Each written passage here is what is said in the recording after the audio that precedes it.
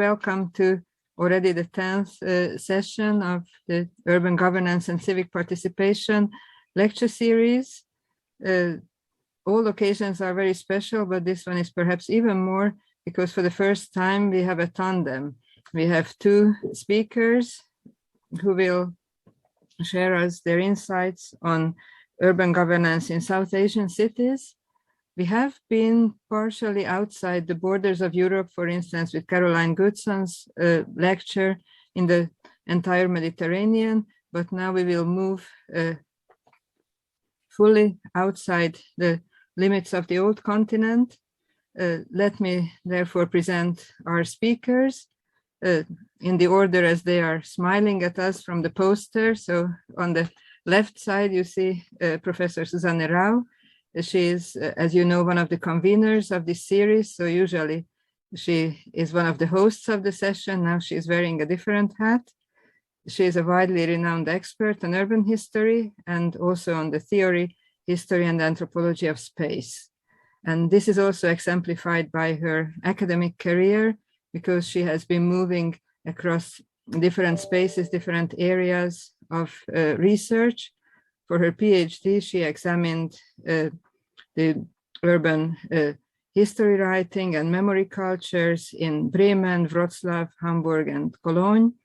For her habilitation, she worked on the history of Reformation, sociability, and the transformation of spaces in early modern Lyon. And now she will guide us to India. So she is really crossing spaces.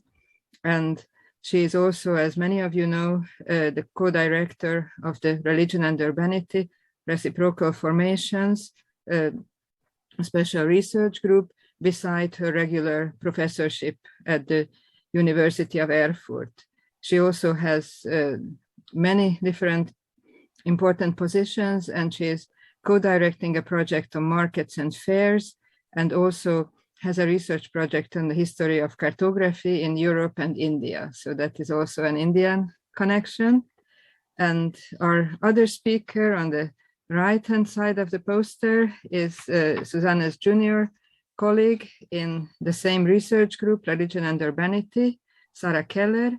She's an architectural historian, but also a creative artist in painting, graphics, photo, and glass art. On the poster, you see her own photograph of an important building. She may speak about it during the lecture as well. She has a master's degree in heritage conservation, a PhD in the theory and praxis in archaeology at the Sorbonne, Paris, and also in co-tutel, she finished her doctoral studies at the University of Bamberg in Islamic art and archaeology. And since 2019, she's a junior fellow also at the Max Weber Colleague at the Religion and Urbanity research project. Her research concentrates on the history of architecture in Western India, in the Middle Ages and in the early Mughal period, in Gujarat and especially Ahmedabad and other port cities. And her current research concentrates on the use of water engineering, but she is interested more broadly in Indian cities, their topography, architecture, social geography, and also in the cultural transfers between the Indian Ocean and the Mediterranean world. So Susanne and Sarah, the word is yours in whichever order you would like to start. We are looking very much forward. Thank you, Kati. I will start and then hand over to Sarah. The lecture series, as everybody knows, is dedicated to urban governance and civic participation in medieval and early modern cities. So far, we have mainly looked at cities in Europe. This is justified insofar as Europe has a long urban tradition, even if there have been ups and downs, that is, phases of urbanization and de-urbanization. There is also a certain tradition of theory, modeling, and attempts at typologizing cities in Europe. As a contrast, and in order to counterbalance, we will focus today on cities in South Asia. In the first lecture of the series, Martin Prague already demonstrated that if we consider citizenship not only as a legal status, but rather as a set of practices, then these citizenship practices can also be found in pre-modern Asia. We will also talk rather about ways of participation in South Asian cities, not so much about practices of co-governance as about ways in which residents could or could not communicate with government officials and how different groups in the city could help shape urban life. These were, on the one hand, the groups of artisans and merchants, and on the other, the architects and town planners, if we want to use modern terms. Before we go into details, we would like to briefly explain what we mean by South Asia. So there you can show us the map, perhaps, Sarah.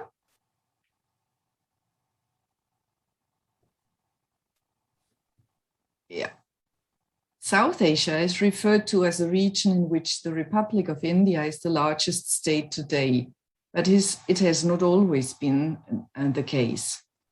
India, in the modern sense, refers to the Republic of India, founded in 1949 or 1950, when it is declared a federal republic, with its more than 1.3 billion inhabitants, which is today the most populated country in the world after China. The name India is derived from the river Indus. The name of the Indus is in turn derived from Sanskrit word Shindu, meaning river, through the mediation of ancient Greek, Indos, and ancient Persian, Hindush. I don't know how to pronounce Persian, sorry. Or European seafarers refer to the whole of South Asia and Southeast Asia as India, including what later became Indonesia. In the early modern period, we find also the term East India, which was in use to distinguish it from the islands of the Caribbean, known as the West Indies, which Europeans first saw at the end of the 15th century. In colonial times, the designation was gradually reduced to the present-day territories of India, Pakistan, and Bangladesh, and finally assumed its present-day meaning when the Indian state was founded. Today, South Asia includes the states Afghanistan, partly counted as Central Asia, Bangladesh, Bhutan, India, the Maldives, Nepal, Pakistan, Sri Lanka. So, whoever speaks of South Asia or India should always also mention the period. In any case, historical India is only a collective term for a region or several smaller and larger dominions, not a state in the modern sense. Now about governance. I have here on the next slide a definition by the political scientist Michael Zürn. You have here the German citation, die Gesamtheit der kollektiven Regelungen, die auf eine bestimmte Problemlage oder einen bestimmten gesellschaftlichen Sachverhalt zielen und mit Verweis auf das Kollektivinteresse der betroffenen Gruppe gerechtfertigt werden. Next is my translation, I don't guarantee. Governance should mean the totality of collective regulations that are aimed at a specific problem, situation, or a specific social issue and are justified with reference to the collective interest of the affected group. It is not just anything and anyone that is governed, but it is always a certain collective that is headed by a governing body, the government, by whatever name. Next slide, please. Governance collectives are always regulatory communities. Regelungsgemeinschaften, as our Erfurt colleague Gunnar Volke-Schuppert put it, which for internal stabilization and external demarcation set their own rules. Before the nation state and the European Union, these governance collectives were the cities, at least in Europe. They were known for having institutions regulations and processes, with regional variations, of course, that help them to largely govern or at least manage themselves. For, as already indicated, there were varying degrees of autonomy, from Italian city-states, German imperial cities, French bonne-ville, on the one hand, to small towns or market towns that were subject to a bishop, king, duke on the other. In addition, autonomy mostly declined in the 17th and 18th centuries. The European institutions of urban self-government are usually called mayors, city councillors, or aldermen. Regulations existed in the form of city rights, laws, and ordinances. The military or city guard was responsible for the defense of the city. The city's economy was supervised by means of market regulations. In the early modern period, town councillors were often also summus episcopus of the churches and the schools. They could also administer justice and were responsible for maintaining internal order, which was summarized under the term Gute, policey. This could also include the design of the city, that is the construction of streets, squares, parks, and the beautification of the city, even if some cities had to obtain therefore building permissions from a king. The citizens were able to participate in the self-administration through elections or the assumption of offices. But as we already discussed in this lecture series, petitioning and rebellion can also be seen as a form of civic participation. This is, of course, a very general overview of a much more differentiated situation in European cities. Against this background, what can be said about South Asian cities? First of all, this, that it was at least as complex, because different in South Asia as it was in Europe. North India, which was more strongly influenced by Islam, was not uniform in itself. A separate development took place in southern India, in the Kola territory. It became even more differentiated with the arrival of the first Europeans, who settled in towns or helped settlements develop into cities. For reasons of coherence and comparability, we will today limit ourselves to in the lecture to Delhi and Surat in the period of the Mughal Empire, two cities in the northern part of South Asia, which were, however, still quite different. The Mughal Empire covered the period from the 16th to the mid-18th century.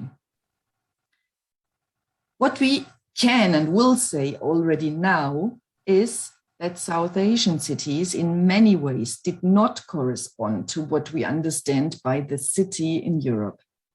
Above all, we usually do not found a city council and also no statutes or other written overarching ordinances to regulate urban life. Exceptions are colonial cities like Goa on the west coast of India. But this is an export from Europe. Thus, we do not find the ideal typical urban community as Max Weber modeled it along the medieval European city. But how then can urban communities in South Asia be described? The only thing that is certain is at the moment is that we should not describe South Asian cities as a deficit model of European towns.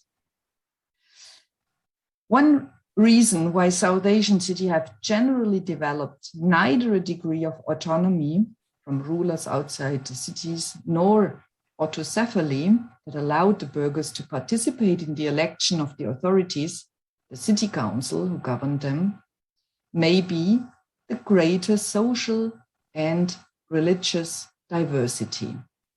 But let us take a closer look at this with reference to the two cities, Delhi and Surat. Now it's your turn, Sarah. Thank you. So let us now go ahead and visit these two cities, Delhi and Surat. The Mughal Empire, as Susan has just mentioned it, stretched over 2 centuries, conventionally from 1526 to 1761, and over a large part of northern Indian subcontinent, which is now broadly today India, Pakistan, and Bangladesh. So even if we restrict ourselves to the Mughal Empire, we also have a great variety of cities. The 16th century historian Nizamuddin Ahmad is reporting the existence in the Mughal Empire of 120 cities and 3,200 towns. We propose to look at 2 of these urban centers. First, a city that is at the heart of the empire, namely Delhi, a capital city. And then we will turn to a city of the periphery, namely Surat, a dynamic port town and an active trade center. You certainly know about Delhi, which is today the capital of India. Its historical status of capital city goes back to the Mughal period, although one should also say that Delhi is only one of the Mughal capitals. The Mughal dynasty originated from Central Asia, and they followed the Turco-Mughal tradition, according to which a new ruler has to establish his reign by starting over in a new place.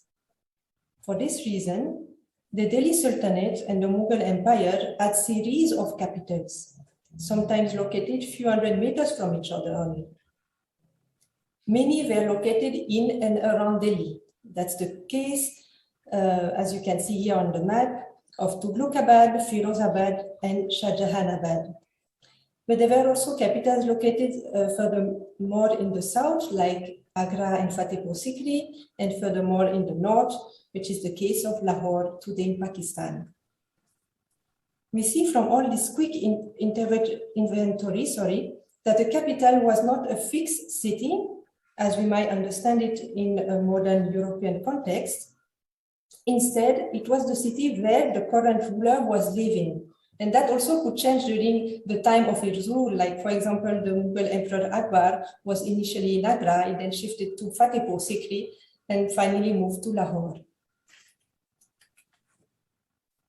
We are going to talk today about what is known as Old Delhi, and what was referred to during the Mughal period as Shahjahanabad. The city was built upon previous loose settlements by Shah Jahan, thus his name. And Shah Jahan was the Mughal emperor who built the Taj Mahal in Agra, so you might know him at least by name. And he completed his city, Shahjahanabad, in 1648. As you can see here on the slide, the city was built on the Yamuna River, and it was composed on several new structures like the Red Fort, which you can see on the left side, that is the citadel where the emperor himself was living. Then the city was having a strong city wall and a Juma Masjid, which is seen at the center of the city. I hope you can see my cursor here. Here you can see the Juma Masjid, which is the main city mosque. The city was inhabited by local populations and also by newcomers. When the emperor moved, thousands of people were following him and his court. So you did not just have the emperor and his court and his courtesans, but also their servants, craftsmen, merchants. A huge population was shifting from one place to another. For Delhi, we are speaking of a population of about 600,000 people in the 17th century. And you can see on this picture how crowded the city might have been. The picture has been taken in the 19th century, but you can imagine that in the 17th century, Delhi was also a crowded place. As a comparison, London at that time, at the beginning of the 17th century, was having 220,000 inhabitants. So Delhi was almost 3 times bigger, larger than London. Who governed in the city, and what was the degree of participation of this populous urban center? The Mughal Empire developed a sophisticated administrative system. probably one of the most complex of the Indian pre-colonial history, and surely one of the most bureaucratic one. Thanks to the written documents produced by this sophisticated Mughal administration, we have a quite fair idea, at least if we compare it with other regions or other periods, of the state machinery. Here on this organigram, which is representing the administration of the Mughal system, we can visualize the main bodies of this administration. And here in green, you see the Kotwal, who is a person of our interest. The Kotwal, or the commander of the court for fort in Persian, is referred as the head of the city in contemporary sources. The Kotwal is mentioned for the first time in the Delhi Sultanate shortly after 1210, and it became an important charge during the Mughals. Originally, the Kotwal was in charge with the military defense of the fort, and he was guarding the gates in particular. He then turned as a police officer who was in charge of maintaining law and order in the city, and eventually as the head of the city administration. As in charge of the city gates, he was also levying entrance taxes. The Kotwal was assisted by watchmen, soldiers, spies, and tax collectors. And the leaders of each city area were supposed to report to him. That way, he was not only controlling the urban life, but he was also acting as an intermediary between the inhabitants and the Sultan, or the Mughal. Each city of the Mughal Empire was having a Kotwal, but the one from the capital city had a very prestigious post. He was regarded as one of the highest officials, and he was allocated a seat close to the emperor in official audience. Here on the screen, you can see a reproduction, a model of the court of the Mughal Emperor Aurangzeb. It's a very prestigious model made out of metal and gemstones. And you can see at the center, the Emperor Aurangzeb sitting amongst his minister, and you can imagine that the Kotwal was also sitting here nearby him, the Mughal Emperor. The historian Y.M. Siddiqui reports that a 14th century nobleman called Mani al-Mulk became Kotwal, not just for his competence, but because he was, quote, exceedingly fat and inactive, unquote. So we have here the typical image of a courtier who is holding an honorary position. To resume, we have in Mughal Delhi a city governor called Kotwal, whose primary function was public policy. He was an honorary position with high political significance, since he was supposed to maintain peace in the capital city and avoid insurrection and political intrigues, which were quite recurrent in the Turco Mughal history. The Kotwal intervened in case of crime, but not in the case of private law, like, for example, for property disputes, for marriage, contracts, or trade. For the latter, the member of the community would have to refer to the council of his urban neighborhood or his profession, according to the type of dispute. The Muhalladar, for example, was the head of the quarter, the Muhalla. Brotherhoods and religious communities were also representing a form of solidarity. All these groups were offering a representation for civic, religious, commercial, and territorial rights. Since these groups were not fixed and structured, they are usually referred to as informal administration. In the case of Delhi, another capital from the Mughal Empire, such leveraged governance is shadowed by prestigious state functions like the Kotwal. To better understand the role and significance of this informal governance, we'll now turn to another city of the Mughal Empire, namely Surat. Surat was the main port town of the Mughal Empire, and at that time it was known as the Gate of India. It was the Gate of India for commercial reasons, since it connected the city with the intense trade of the Indian Ocean, and also for religious reasons, since it was the port of departure for the Hajj, which is the Muslim pilgrimage for Mecca. And since the Mughals were Muslim, it was an important pilgrimage for courtiers and noble and the aristocracy of the time. Surat belongs to a series of port towns of Western India. Since the region is prone to silting, port towns usually did not live long. Surat took over the leadership of the maritime world of Western India when combats declined during the 15th and the 16th century. And after Surat, Bombay took over the maritime and trade tradition of Western India, and thus it became the most important city of the region and the megalopolis we know today. The small port of Surat quickly became, during the Mughal period, a booming center, and it benefited from the convergence and the interest of several people. First of all, you had the Banyas, the local Hindu merchants that were making trade in Western India since centuries. You also had, secondly, the existing foreign merchants that were also located, present, and making trade in Western India since centuries. There were especially Arabs, but you also had Persians, Parsis, Armenians, and Jews.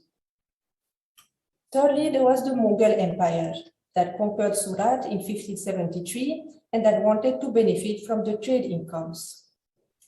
And lastly, you had the Europeans who entered the Indian market after Vasco da Gama found the way to the Indian subcontinent in 1498. Surat grew on the Tapi River, few kilometers away from the littoral. Like Delhi and other Mughal cities, it was composed of a fort that was directly built on the river. You can see it here. It has a city wall. In fact, it has two fortifications because the city grew very fast in the 17th century. And then it has a number of public space and public buildings located here near the fort. You can see in particular there that the custom house was located there, the mint and the caravanserai. There was no dominant religious building, like there was a main temple in a pre-Sultanate Indian city, for example, or a main mosque in the Sultanate or a Mughal period or a Mughal city. In Surat, the population was highly heteroclite, and each community built and maintained their own place of worship within their city quarter.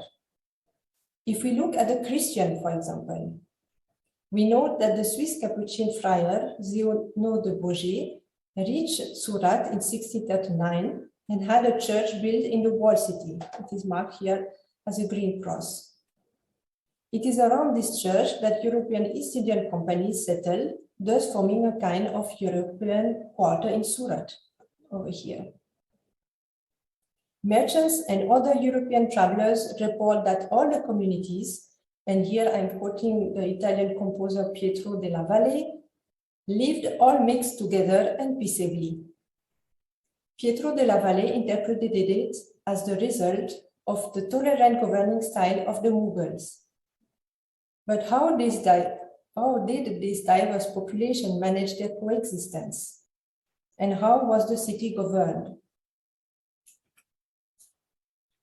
Like in Delhi, the city of Surat had a kotwal, but this function fades away against series of other powerful charges. First, there was the mutasadi, that was the governor, the man who was representing the Mughal authority in Surat. Then there were two officers for marine affairs, the Mirbar, who was the harbor master, the Daruga, who was the superintendent of Imperial Custom House. Then you had the Shahbandar, who was the master of the port, and he was the spokesman for the foreign merchant. He was collecting custom and taxes also. Then there was the mint master, and the mint was extremely important since people were coming from different places with different currencies, and all these coins had to be melted and recoined, and there were lots of cheating, so it had to be regulated. And finally, you had the Qazi, the judge. The hierarchy and the overlapping of all these functions is not very clear if we compare different sources. The European sources, for instance, insist on the Shahbandar as the main authority. But this might well be the reason that the Shahbandar was in charge of the communication with foreign merchants, and thus he was the main interlocutor for the European companies. Besides that, some of the merchants and money lenders of Surat were so rich that they became important creditors of other merchants and even of the Mughal emperor themselves.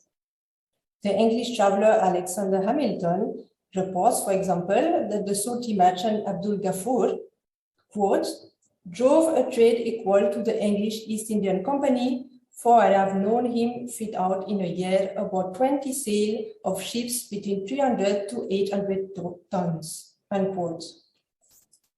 Another famous figure of Surat was the merchant Virji Vora, who lived in the 17th century, was Hindu or Muslim, it's not very clear. But anyways, he was described by the East Indian Company as the richest merchant of the world at that time, and I'm quoting also here. Even though such figures might not appear in the political records of the time, it's easy to imagine how powerful they were. Virji Vora, for instance, is reported to have participated to informal committees discussing about important public issues. Other not so powerful merchants and craftsmen grouped in brotherhoods that appear as decisive element of the urban life. These groups have sometimes been compared to the guilds and corporations of medieval Europe. Yet they did not have formal structures with a list of members, statutes, and regulations like we can observe sometimes in Europe, or usually in Europe. Therefore, we cannot really call them guilds, and we would prefer to use the term brotherhood. These brotherhoods were called differently in various cities of India. Sometimes they were called Mahajans, some were Panchayat or Baradaris. In Surat and other Western Indian cities, they were usually referred as Mahajan. Mahajans had a professional identity, like there was, for example, a Mahajan for the silk merchants, a Mahajan for the goldsmiths, etc. But since profession and religion was tightly entangled in India because of the caste system, the Mahajan also defended religious rights, like, for example, the right to build a temple.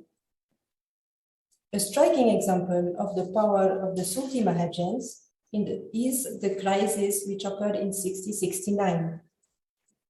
In this period, the Pareks, a caste of merchants, were leading the Hindu merchant brotherhood of Surat. The British described them as wealthy, subtle, and malicious. Upon a religious issue, the son of a Banyan had been converted to Islam, the Mahajan of the merchant community, led by the Parek, launched a kind of strike. The Hindu merchants, that were 8,000 men without their wives and families, so a huge part of the population, closed their shop and left the city on 23rd of September 1669. The activity of the city immediately stopped, leading to a deep economic crisis. And this crisis ended only in December, about 2 months later, when they came back to Surat with the letter of the Mughal emperor giving, and here I quote, assurance of their safety and more freedom in their religion. Similarly, all the Mahajans represented the rights of their own groups, and there were also sub-Mahajans for more specific activities. European sources insist on the powerful agency of the city inhabitants via the organization of these brotherhoods.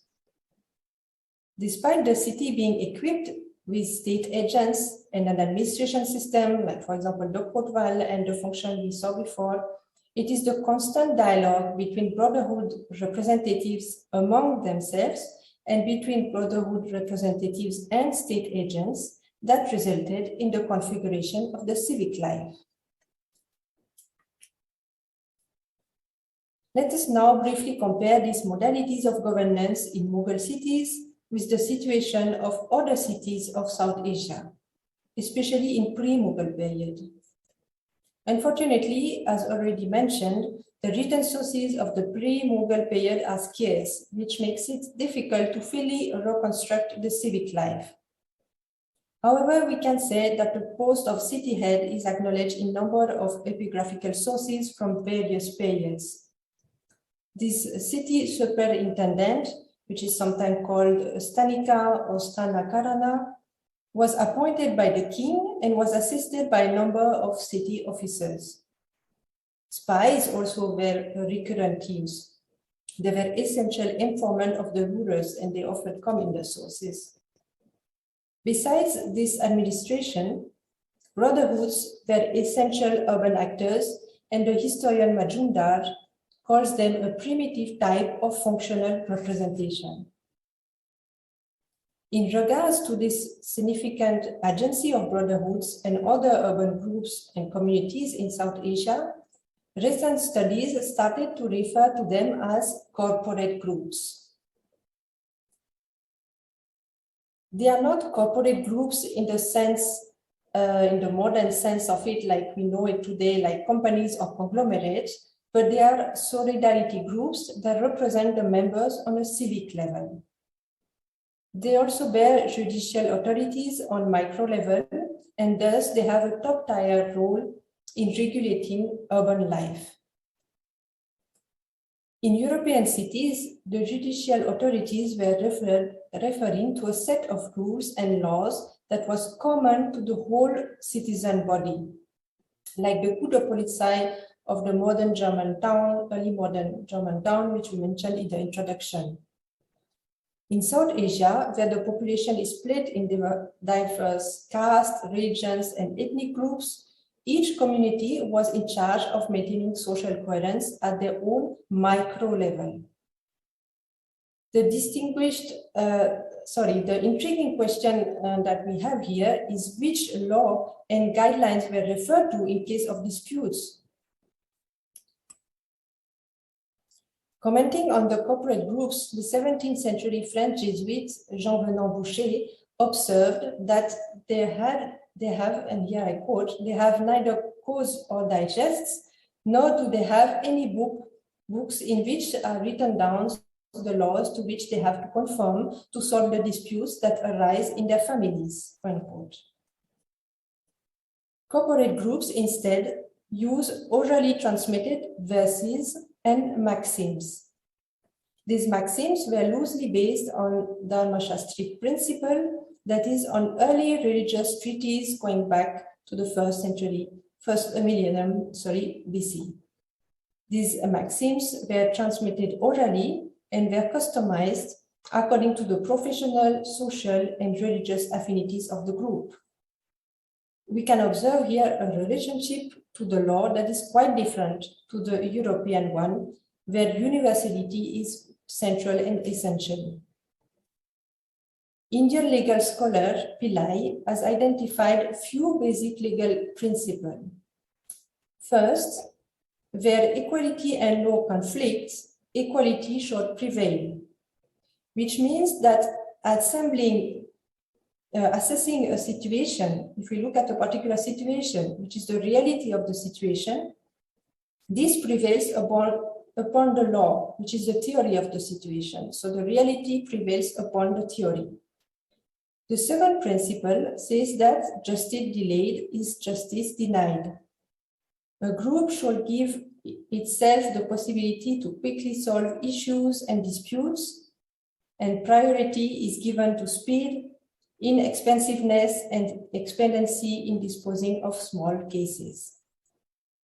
And finally, public participation is essential in the administration of justice. So it's not a top-down process, but it is a participative one. The rules and guidelines referred upon were not cast in stone, but they were constantly renegotiated in the framework of council discussions. According to anthropologist Aden, the Shastra was used even in the royal court as ground for argument and persuasion rather than a rule mandating results. Thus, the living together was based on an ever redefined interpretation of the dharmic principle. In other words, all religious principles were used by the group to discuss and negotiate an issue, and this discussion led to a decision that is respectful of the ethics of the group and also that takes into account the specificities of a particular situation. The core structure of the Indian social life in villages and in cities is the panchayats, or the council. It's the most spread political system or self-government up to date, already attested in the first millennium BC.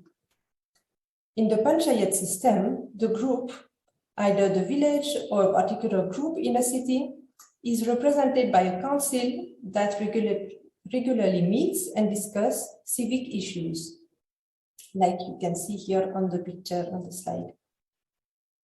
The entire group is invited to attend the panchayat meeting and to intervene. Decisions are taken upon traditional maxims that are discussed in the context of the issue to be solved. Similarly, a group can appoint a representative or several representatives to go and negotiate with other groups and with a higher authority like the kotwal or the king. We see here that the central role is given to negotiation. Governance was a dynamic process whereby different groups participated to the urban life at different levels. Everybody in the city had a voice since decisions were taken upon dialogue and negotiation. However, this should not be understood as a glorious and always peaceful system. Conflicts, riots, and urban disorders demonstrate that some issues were not always addressed in satisfactory manner.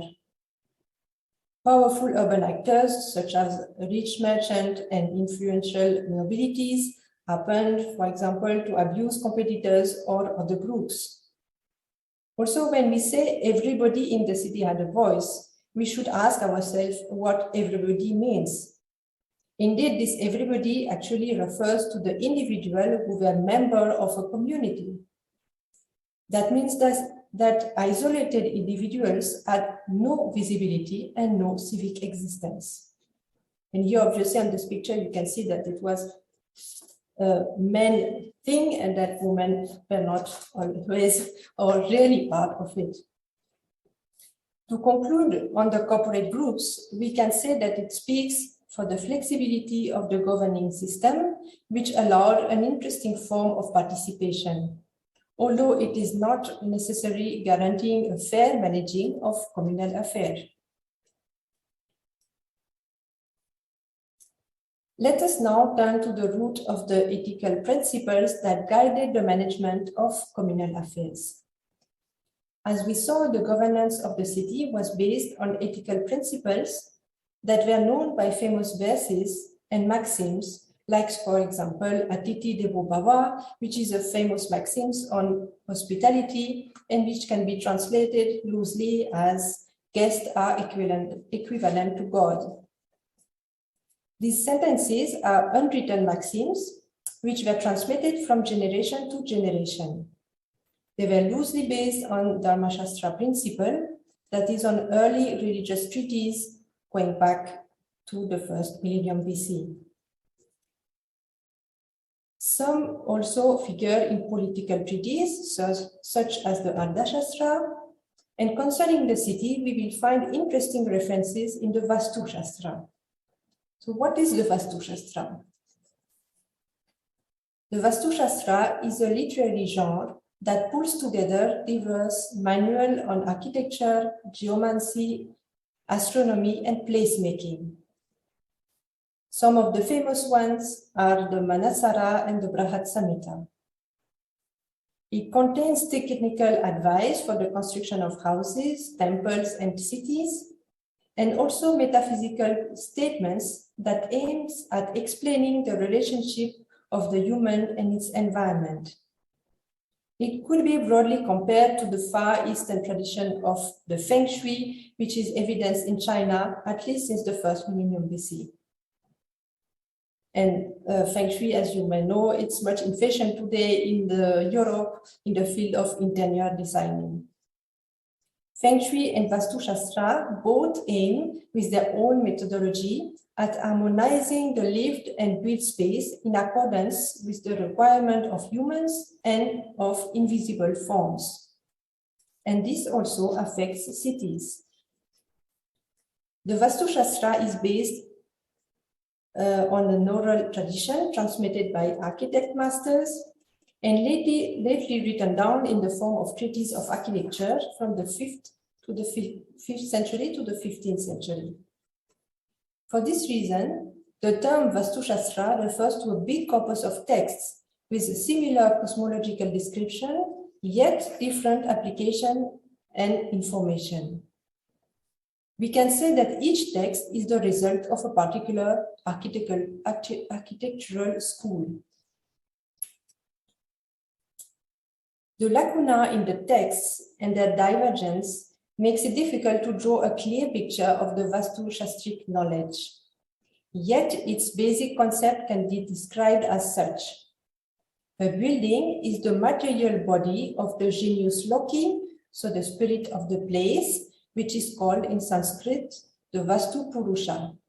And you can see here the Vāstu Purusha that's been fallen and pressed on earth.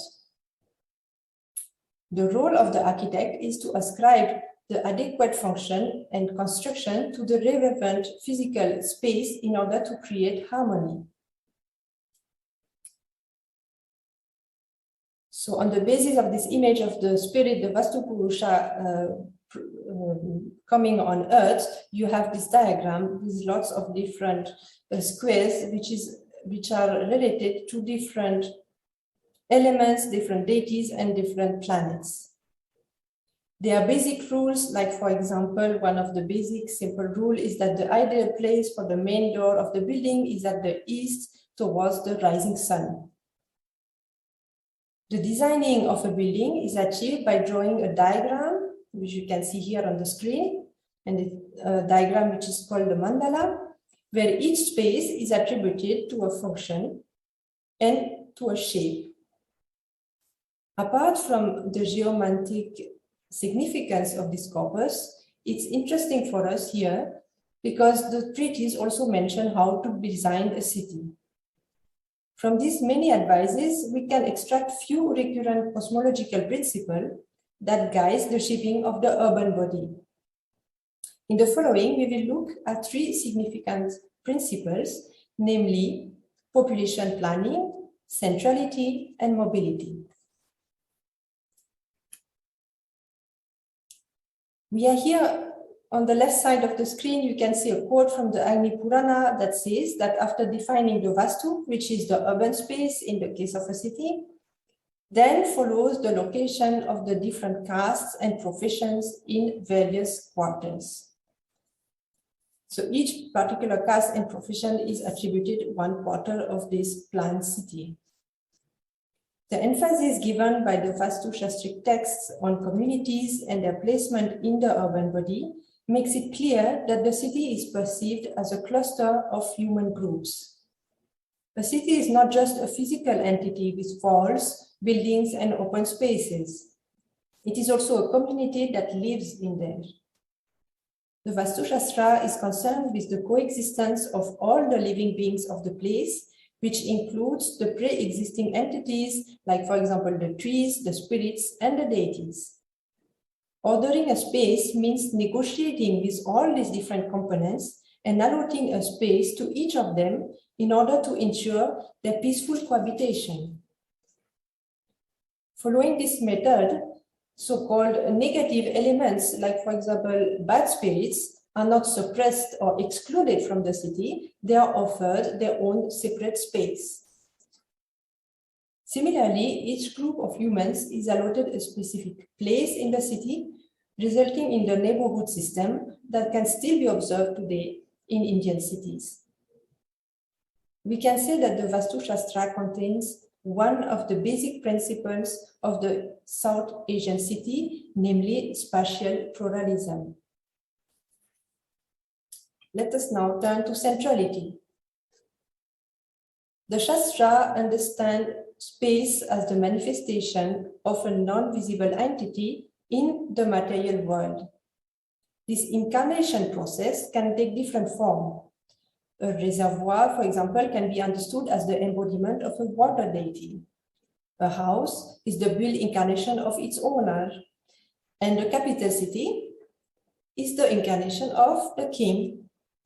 To quote historian Eva Radok, a symbol is not just symbolizing something else, it is something else. When the temple construction is finished, all the decoration done, the sculpture in their places, and all the mantras said, then the building has become the home, body, etc. of the god or the goddess. Symbolically, the tutelary entity of a place is its axis mundi, creating a connection between the natural and the supernatural, between earth and the sky, so to say. The axis mundi is represented as a central pillar, and the construction develops around this central pillar, just as the blooming lotus develops its petal in all directions from the center. Cities understood as holy towns, pilgrimage places, temple towns generally derived from urban spaces dedicated to a deity. In this case, the settlement developed around the construction of a house of the deity in the form of a shrine or a temple. In the course of time, the town might develop a hybrid form of urbanization, like other temples, for example, or market squares, fortification elements, etc. But city usually still keeps the memory of its original identity, materialized by a central building or a shared space. According to the function of the city, this shared space or central place could be a temple, it can be the king's palace, or it can be a market square in the case of a trade center, for example. Even though this place is not always geographically at the exact center of the city, it remains cosmologically its unique level. Now we are turning to our third and last point, impermanence and mobility. The link between an entity and its physical city implies that the urban construct is understood as an ephemeral phenomenon. Gute's study on the pilgrimage site of Dwarka, which is the abode of the god Krishna, shows how much the physical city is perceived in relationship to its geographical, but also to its temporal limitation. Just like other living entities, the cities are born and they are also meant to disappear. Monumental cities with solid fortification and buildings are also meant to vanish, and we already saw several times today during this presentation how much true it is in South Asia and in this Indian context. The Western Indian port towns flourished and get silted, like Surat and other port towns of Western India. Sultanate and Mughal capital are deserted and replaced by other cities. Anthropologist Carla Sinopoli interprets this extreme mobility of Mughal rulers with strategical reasons. She says, quote, "The shifting capital may be seen as a mechanism for dealing with the fluidity and near constant conflicts that characterize many imperial societies, as well as the logistical difficulties inherent in ruling over very large and diverse policies," unquote. However, looking at the broader South Asian context, we can say that the mobility tendency also resonates with a deep-rooted sense for the ephemeris and the impermanent. We will not attempt now to draw a small conclusion. We have seen in our travel in Mughal India that diversity is a significant concept. We can observe diversity in the types of cities, and each of the urban centers is characterized also by the plurality of groups maintaining their own identity on the long durée. Indian cities are not equipped with overarching ordinances and a general city council as in European towns.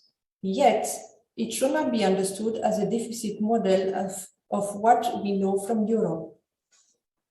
The reason for that is that the Mughal city was equipped with other forms of governance, whereby the so-called corporate groups played a significant role. These groups were based on professional, religious, and ethnic solidarities, and they represented the interests of the inhabitants at the neighborhood and at the city level. While the overarching institution of Europe give the emphasis on and claim the entire urban community, the Indian corporate groups showed that the strong cohesive group in the Mughal cities are the small communities. The size of the communities is determined by its capacity to come together, discuss, and take decisions. If the group is too big and cannot gather anymore below a tree or below the bird mast, as it is seen on the picture here in an urban quarter, it will split. Such gatherings derive from the old panchayat system. In fact, the neighborhood council is still called panchayat in many cities today. The participation to the urban panchayat offers a space of civic participation and thus a feeling of belonging to a group, itself embedded in a larger picture of the city. In that sense, and if we go back to the proposition by Martin Prak about citizenship not only being a legal status, but rather a set of practices, we can definitely say that the Mughal city is inhabited by an active citizenship. Now, what about other cities, other non-Mughal cities of South Asia? The study of Ottoman and Persian cities show that negotiation and inclusive governance was a widespread system in the Islamic world. So certainly Indian cities belonging to the Mughal Empire were influenced by this system and these realities.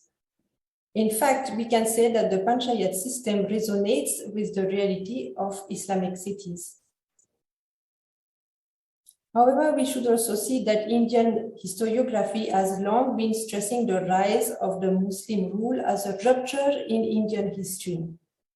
This assumption is in particularly based on Mughal sources that try to justify their rule by associating India with lack of order and lack of organization.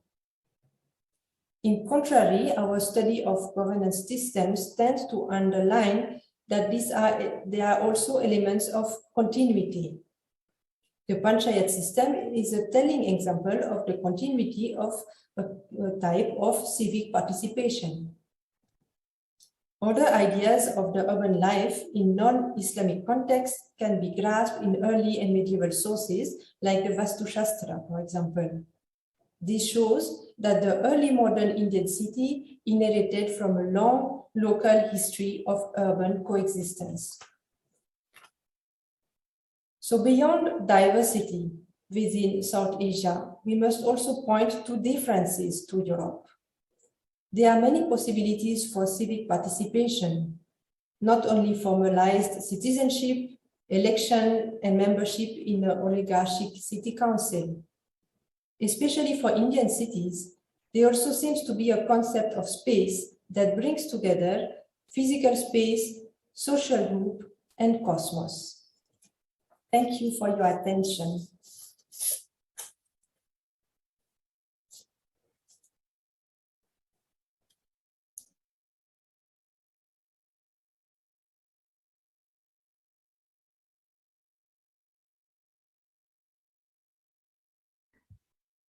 Many, many thanks to Dana and Sarah for this very concise and very accessible introduction to a world which is not so familiar to at least some of the audience. I see also members of the audience who come from this area and probably will have questions, comments, but also those who are coming from the European context. Thank you for making constantly these parallels and these references which made it accessible for both groups in the audience. So now I would like to invite questions, comments, remarks, and as usual, I would like to prefer first the junior audience, our students, and afterwards anyone else in the audience. So please, floor is open, and we are waiting for your remarks and questions. Try to see, not to miss anyone from any side. You can put questions in the chat, or you can raise your hands.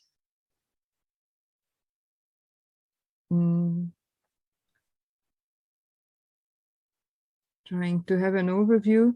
Maybe while you are thinking, let me ask a couple of not completely related questions, but both of them are, of course, related to the talk. So first of all, you were speaking about urban communities, but also urban communities splitting into smaller units when necessary, or when the council cannot really incorporate everyone who wants to be a member. So how does this relate to village communities? So what were the smaller settlements like in the same neighborhoods, or in the vicinity of the bigger cities? What about the villages, the village communities? We heard about about governance in villages from Beat Kümin, for instance, earlier in the lecture series. Susanne can probably refer or reflect on that part.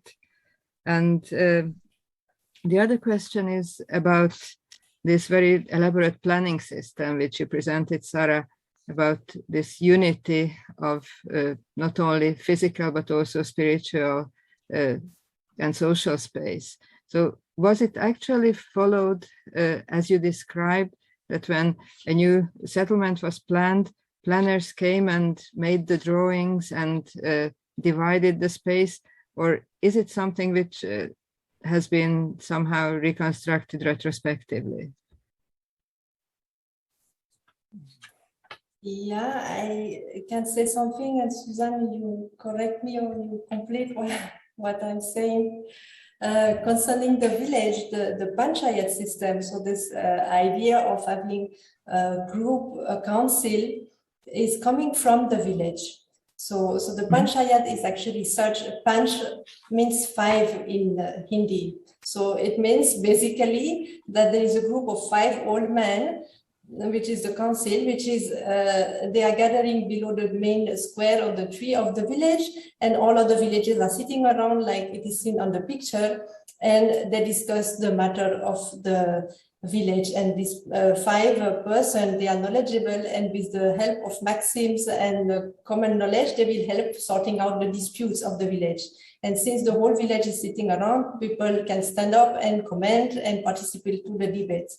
So that's the basic concept, which is still existing in many villages today, also in India. And this concept, this idea has been transferred to the city. So it is observed in the city that small communities, like people living in the same street, for example, or in the same quarter, they will organize themselves and hold a panchayat every week, for example, or every month. And they kind of reproduce this civic participation in the city. So it's actually a system coming from the village and split it into many panchayat in the city because of the amount of the population. It's actually, this is from the village to the city. And your second question, yeah, it's a very interesting question. So the image I showed is based on this treatise of architecture describing where each group should be located. It's not based on epigraphical document, for example, or sources that describe how the city were actually at that time. So it means that we should, as you mentioned it, we should actually do a reality check and check whether these treaties that are theoretical, whether they were really implied on ground. And this is an exercise which is very difficult because we don't have enough archive for that period. And before the Mughal period, there are very less administrative documents. So we have left almost with only epigraphical documents, and they don't refer to this kind of thing. The only thing we can see is observe the organization of the city today. And in many cities, the communities are still gathered in groups like this. So this is something that has survived, whether it was followed as per the cosmological ideas of ancient texts. This is very difficult to say. And maybe one more thing I can add also here is that we have archaeological evidence that cities were sometimes beautified and refurbished whenever a king was having enough money and intention to develop the city. He would maybe rebuild the city wall. And one of this action, which is also recorded, is to redraw the street. So if the streets of the city were redrawn, it means that some houses must have been removed and there must have been some reshuffling in the city. And it's possible that population were also reshuffled. But those are all hypotheses, and unfortunately, it's difficult to say more than that. Oh, thank you very much. I think these are very convincing and inspiring responses. The latter feature that you mentioned also connects to Fabrizio Nevola's lecture about the city life, and also the kind of controlling the community through redesigning the cities, increasing accessibility or transparency of the street system. So I think it's very nice to see some threads coming together. But I see now that there is Shail Mayaram who would like to ask a question. So please.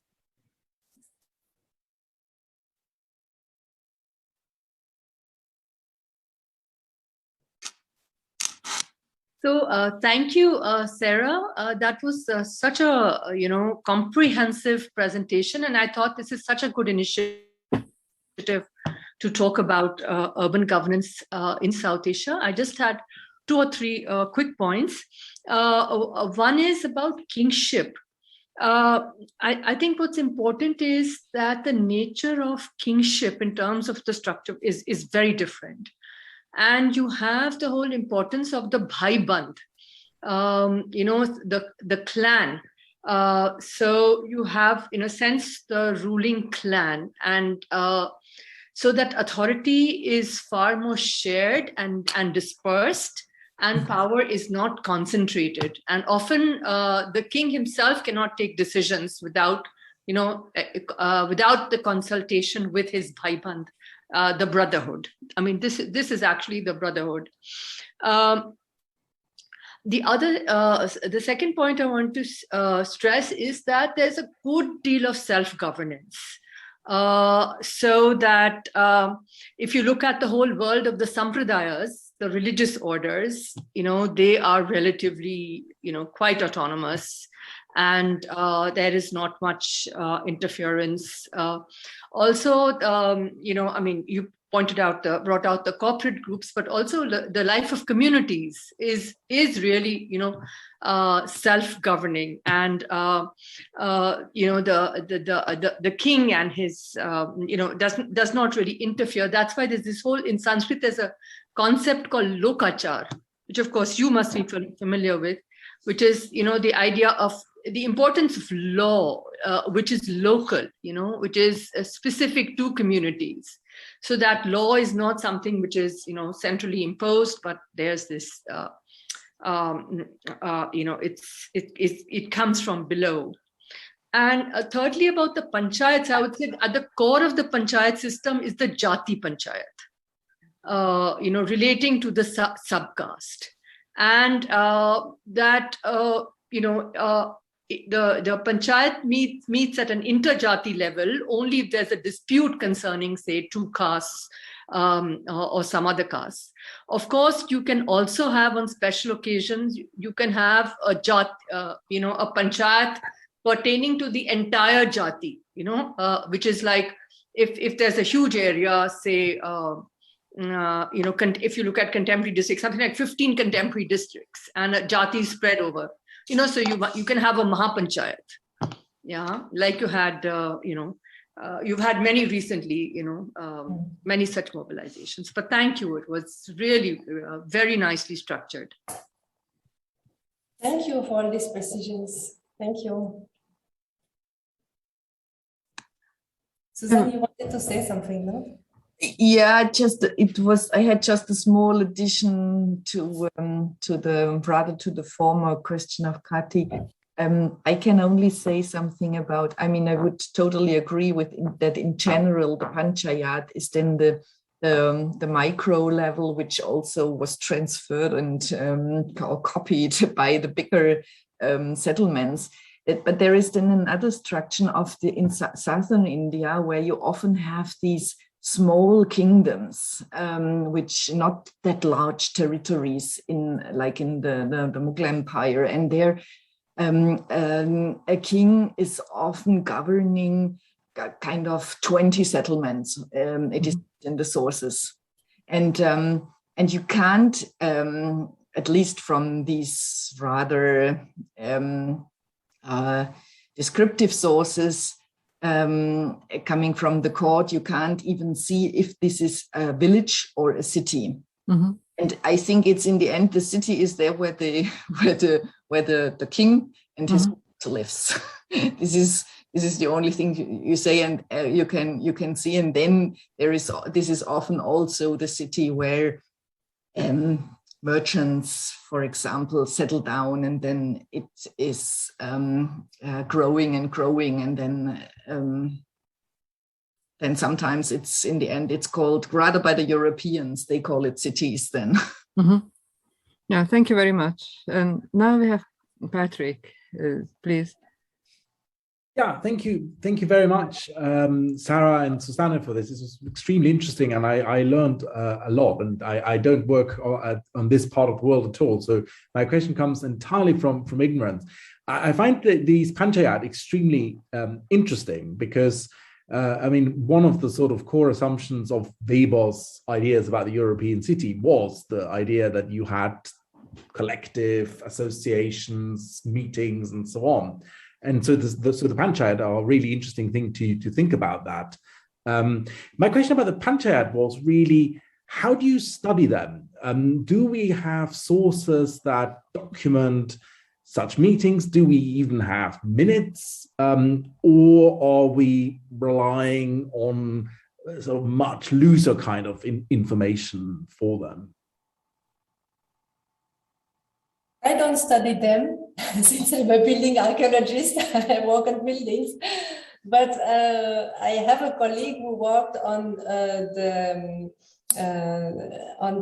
rules and regulation of urban neighborhoods in Ahmedabad, for example, and he collected and translated this text because today they are written down, and it's possible to write as an anthropologist today to work on written documents.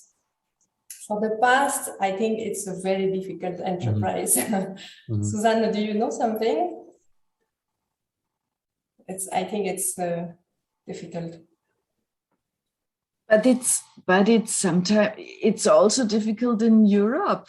Patrick probably know it, but because these smaller councils in the small towns or in the villages, what do they have in documentation? Sometimes they write one line that they met, and it is rather the wisdoms or the rules or their maxims that you sometimes find, but it's as it is rather a tradition, an oral tradition, which comes from generation to generation. It's difficult to grasp, but there are specialists who know more about that. Thank you. Thank you very much. So indeed, if there are specialists in the audience who would like to add something on this question, it's of course fully open, or any other questions for information. Yes, Shail, please. Yeah, on the question of panchayats, since the community that I worked on, that had a number of, so of course there are no minutes, but the decisions are well known, and the principles on which the decisions have been taken are often, sort of widely communicated. So that has to be communicated, to the community. And of course, it's male dominated, the entire, and we're talking about the traditional panchayat system, which is very different from the modern, panchayat system. And there's several famous cases, say when it comes to marriage between, people of two different castes. And those are well known.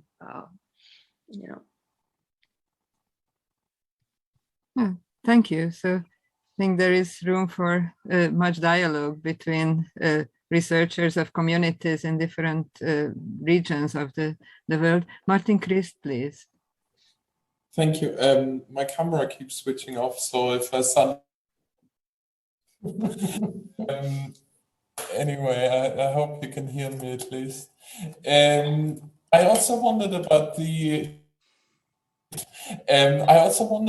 the sources you're using, and because it strikes me that it's it sort of keeps coming up in the questions, I think, and it's something like you stressed in your presentation that is also quite different, I think, in some regards from Europe. And there was one further aspect that I was just wondering about, and that's in how far, what problems you see with the sort of colonial sources, for example.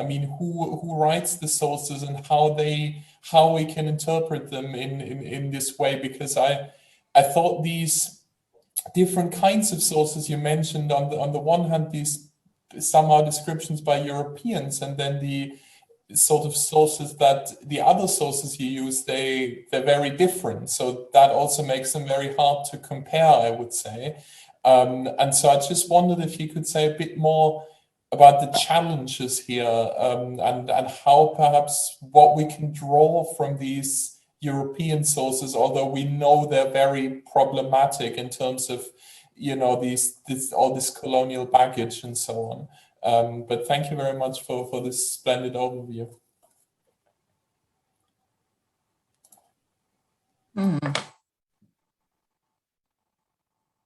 Yes, everybody who is working in a transcultural context has to reflect on this question. Of course, I can say something from my point of view, and then Sarah, perhaps you tell your story about this. But in general, of course, this is a problem of our critique of sources, as we historians are used to say. Who speaks about what, and what is he able to see? But I would like to mention one person that I studied last year, which is a traveler in the rather South Asian context in the early 17th century. He spent there several years, and he learned the languages. And for me, this is he gives me a very deep insight into the society of these cities. Because I am not able to go back to this early 17th century and observe what is going on in the city, and therefore I have a historical translator,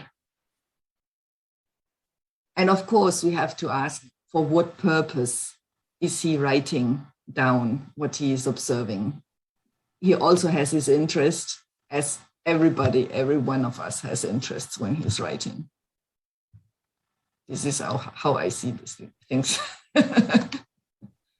I would also say that it's not a challenge, but it's actually fascinating because we have different perspectives. It's really one of the fascinating things of this Mughal period, because you have people writing from different sides. You don't just have the archive from the Mughal state only, but you have Europeans coming in and other documents which you have, like epigraphical documents from other which are usual in other periods also. So it's giving an amazing three-dimensionality to it, because yeah, as Susan said, everybody has its different opinion, and so Sanjay Subramanian has worked on this because there was this question that how is the world perceived from the other side? How is India perceived from the other side? If you look from other kind of sources, we have a different picture. So combining this and comparing it, it's making it very interesting, actually.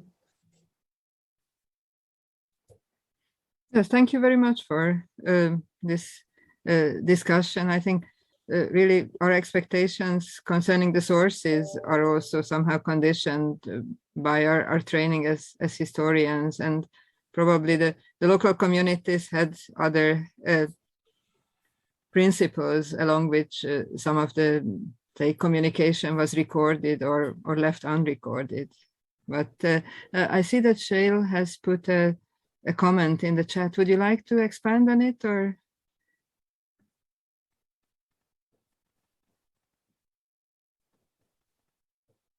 Yeah, I just making the point that there are different ways in which the political systems in the pre-modern context have been theorized.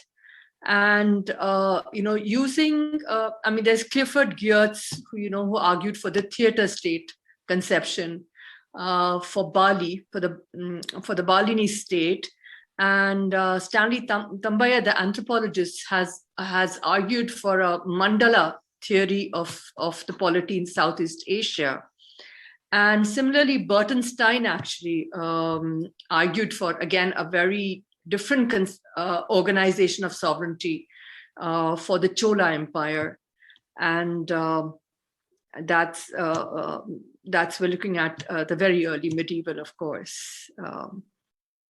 But I think these are interesting theories that need to be perhaps taken on board as well. Mm-hmm. No, thank you very much for this comment. I see that we need to move on several different levels in order to understand the situation, from the villages through the cities, and on the level of the many different states that are in this area. Susanne? Just a small addition to what Shail said. There is even, I didn't work on it, but I have a colleague who is in Bielefeld who wrote his habilitation on this question, that even the European early modern, so to say, political scientists, they were informed, or they observed what is going on in Asia, and especially in India, and integrated what they see from somewhere far away outside into their own theory in Europe. So there is, even at the contemporary level, there is an exchange between these two realms of sovereignty. Yes, thank you very much. Now I see Isidore raising his hand. Just briefly on this point, again, thank you, Sarah, for a brilliant exposition and everything. But yes, I can corroborate on you, Suzanne, because I've worked on Hugo Grotius and John Selden. So Hugo Grotius talks about mare liberum, while John Selden, the Englishman, talks about mare clausum, so the closed sea.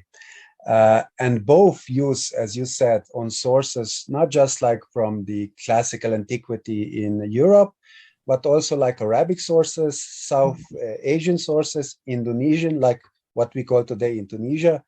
And it's interesting because they not that they use the sources, they even use their languages in their languages.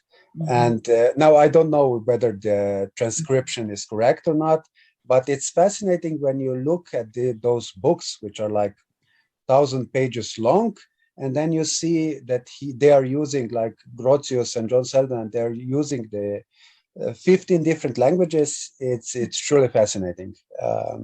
But yeah, I just wanted to corroborate that they do reference like different ideas of sovereignty from like all over the world. Yeah. Yes, Isidore. Thank you very much, Isidore, for this insightful comment. Any further remarks, questions, inquiries? If that doesn't seem to be the case for the moment, then I would like to thank very much again Susanne and Sarah for this very lucid and enjoyable presentation. I think it was an eye-opener to many of us, and also inspiring to those who are more familiar with this part of the world. And I would like to thank all the contributors to the discussion. It was nice to get all your comments. And I would like to remind you finally, as also Sarah's conclusion had a short reference to the Ottoman Empire, that this is exactly where we are heading next week. We will have a lecture. I just have to read out the very poetic title. When the land of Philippe became Egypt and marriage turned into Nile. Governance, architectural patronage, and water management of the mid-15th century Plovdiv by Grigor Boykov. So this will be our next lecture. I see many connecting points like the water management and also the governance system outside the traditional European frameworks. So I've just put the link in the chat, or you can register with a poster. And I'm looking very much forward to meeting many of you next week as well. So thank you very much for your attention. I wish you a nice evening and see you soon again. Goodbye.